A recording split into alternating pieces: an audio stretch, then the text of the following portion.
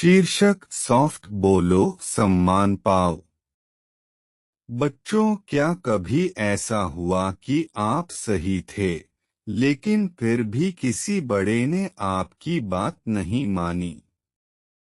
आज की कहानी में हम सीखेंगे कि नरम शब्दों में कहने से कोई भी बात आसानी से मानी जाती है।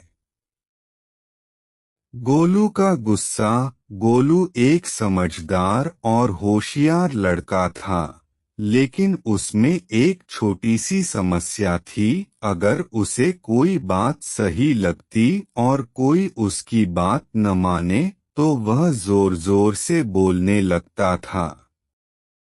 मैं सही हूँ, मेरी बात मानो।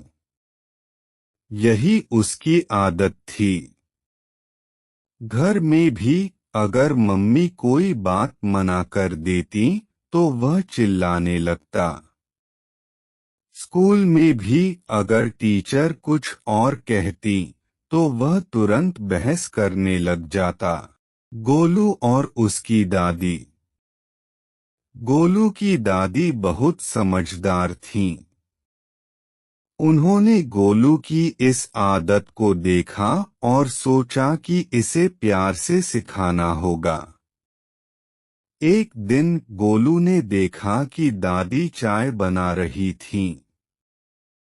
वह दौड़कर आया और बोला, दादी, आपने गैस धीमी नहीं की।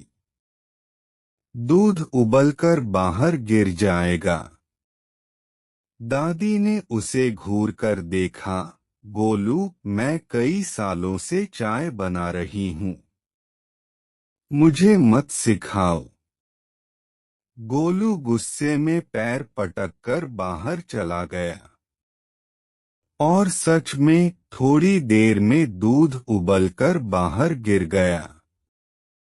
सॉफ्ट बोलो सम्मान पाओ। दादी ने गोलू को बुलाया और एक प्याला चाय दी।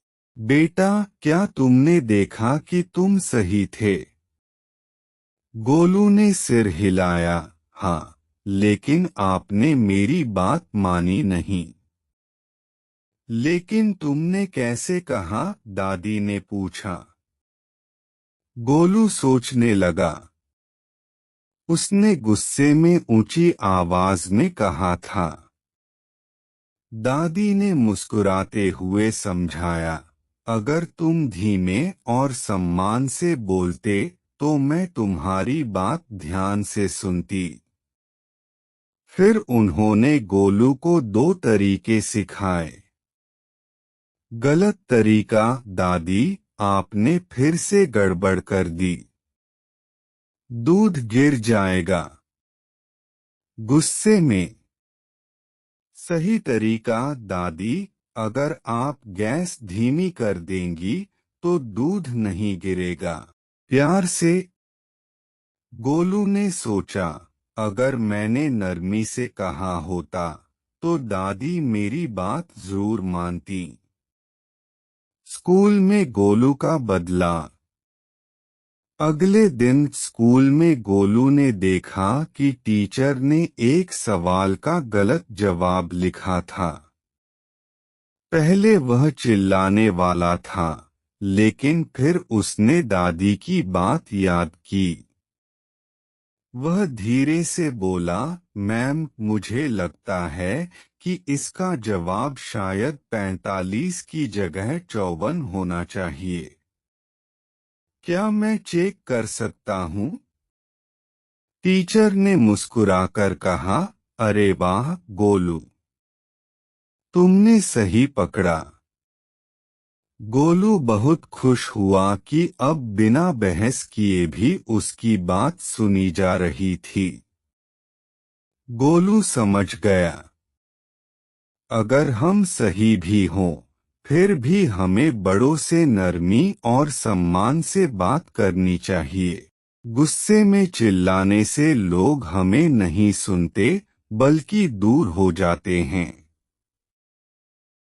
मधुर और मीठे शब्दों से हर समस्या का हल निकाला जा सकता है। तो बच्चों, अगली बार जब आपको अपनी बात किसी बड़े को समझानी हो तो क्या करेंगे? धीरे और प्यार से बोलेंगे, सम्मान दिखाएंगे, मुस्कान के साथ बात करेंगे। याद रखो, नरमी से कही गई बात का असर सबसे ज्यादा होता है। अब शुभ रात्रि। अगली कहानी में फिर मिलेंगे।